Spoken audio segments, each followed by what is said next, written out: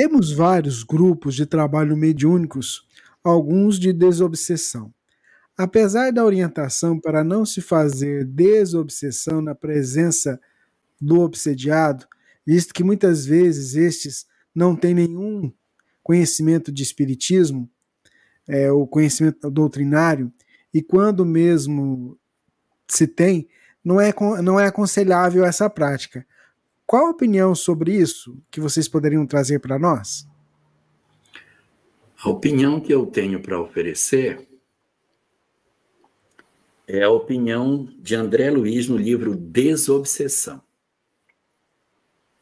No livro Desobsessão, que é uma obra pouco conhecida do movimento espírita, mas é uma obra onde André Luiz dá várias orientações para o trabalho de desobsessão, ele comenta lá que não é de bom tom que o obsidiado participe das reuniões mediúnicas, porque, evidentemente, o cara está em processo de perturbação, e aí, imagina, você está sofrendo um processo obsessivo, vai para uma reunião mediúnica, aí se manifesta seu obsessor, diz, eu vou te matar, eu vou acabar com você. Aí a pessoa fica mais perturbada ainda, ou seja, o indivíduo travar contato com o seu obsessor, ele vai absorver ainda de maneira muito mais clara o que o obsessor quer fazer, porque, por enquanto, é só intuitivamente. Aí ele vai assistir o obsessor dizer o que vai fazer com ele. Então, evidentemente, não é aconselhável que isso seja feito. Porém, nessa mesma obra, num capítulo que eu não vou lembrar agora qual é, mas nessa obra tem lá, eu posso até daqui a pouco procurar para ver, diz o seguinte, que nos casos extremos, eu disse extremos, em que o indivíduo obsidiado perdeu completamente o contato com a realidade e já não possui mais possibilidade de interpretar cognitivamente aquilo que possa ser dito numa reunião mediúnica, diz lá na obra que nesses casos extremos das pessoas estão completamente alienadas, catatônicas, completamente anestesiadas pelo processo de perturbação, que é possível que elas participem. Olha que interessante, mas isso somente dos casos extremos, tá? Para você colocar uma pessoa nessa condição, tem que ter muita certeza de que a comunicação não vai afetá-la emocionalmente, que ela está tão alienada a ponto dela não guardar a menor lembrança do que vai acontecer. Se ela tiver condição de raciocinar sobre o que está acontecendo, não deve participar. Eu queria assim falar, porque a reunião de desobsessão é uma reunião mediúnica especial. E a coisa mais valorosa numa reunião mediúnica é a preservação da ambiência. A preservação do ambiente saudável. É como estar no hospital. E nesse hospital, você está tratando de pessoas com vários tipos de doença. O que mais se cuida não é a asepsia do hospital? De cada coisa? Constantemente? Você deixaria entrar uma pessoa que trouxesse vermes para uma UTI, por exemplo? Não, deixa ela do lado de fora, nós vamos tratá-la no ambiente correto. Entendeu? Então, o que acontece ali na reunião de desobsessão é como se fosse uma reunião no hospital. Então, nós vamos tratar dos espíritos, entre aspas, obsessores, geralmente são vítimas que não perdoaram, tá, gente? Não vai imaginar o obsessor como alguém fadado ao eterno mal. São almas ainda adoentadas, que não suportaram as dores.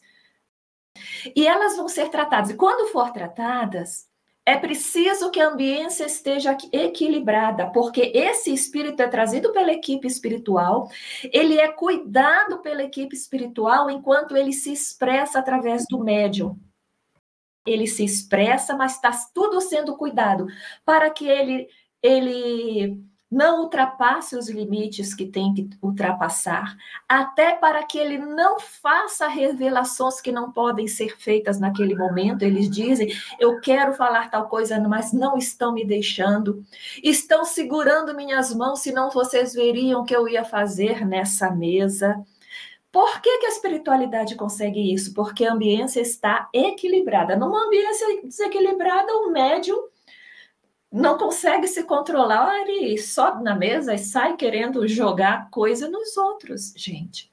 Então, há o risco de, se você trouxer a pessoa obsediada, que está vinculada com esse obsessor lá, dessa sintonia, dessa ambiência ser prejudicada.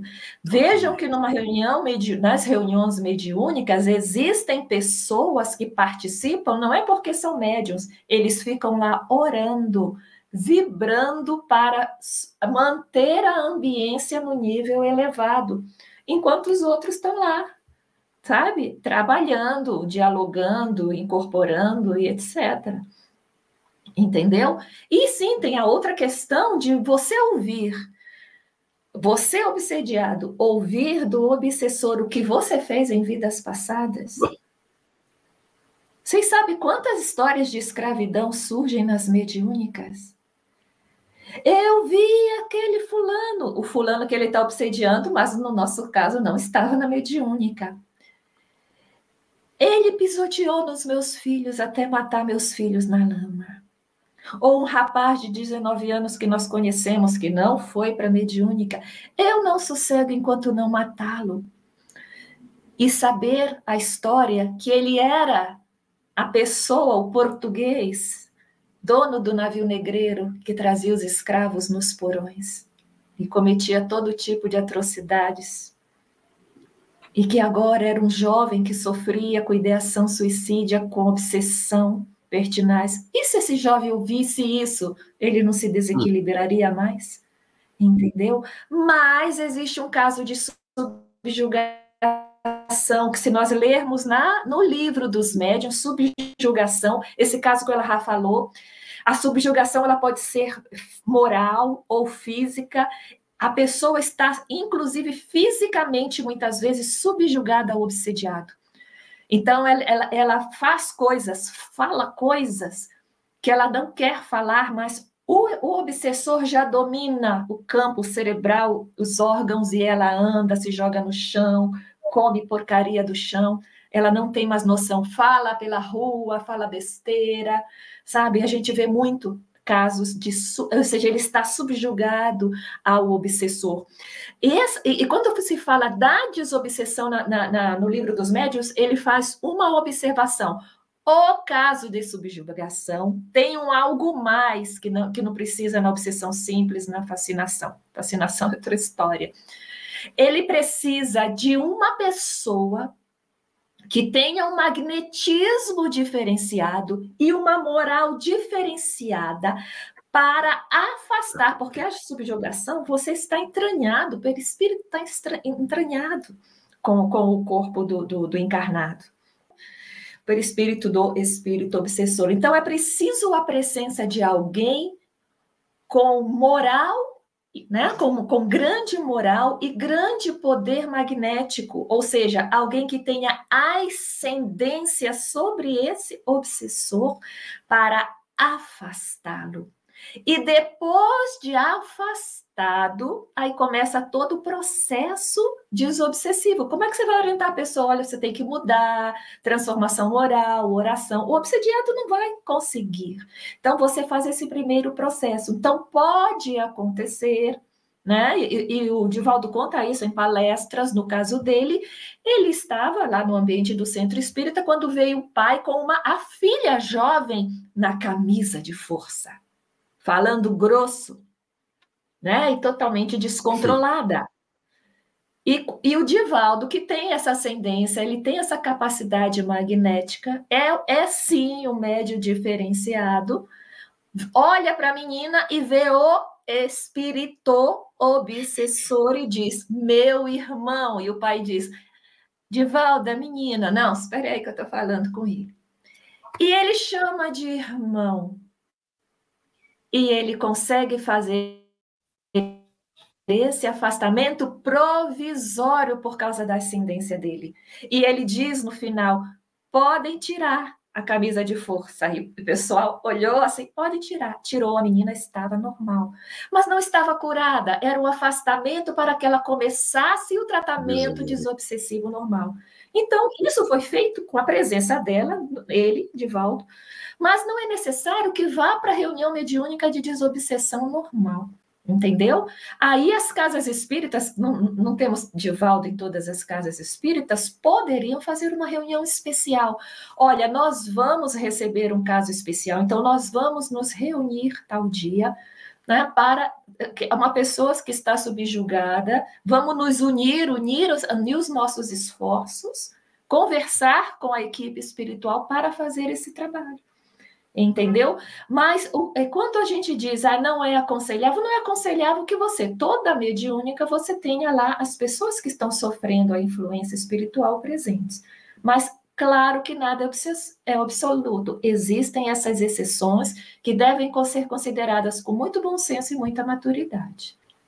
Eu achei aqui, tá? É o capítulo 23 da obra Desobsessão. Então tá aí a dica. Tem o projeto Manuel Filomeno de Miranda, que tem muito material bacana, que a gente aconselha o pessoal sempre a estar procurando. Eles têm palestras, seminários, tem as obras, os livros. Então fica aí a dica e as reflexões que tanto o Jorge quanto a Sâmia nos trouxeram na resposta dessa pergunta.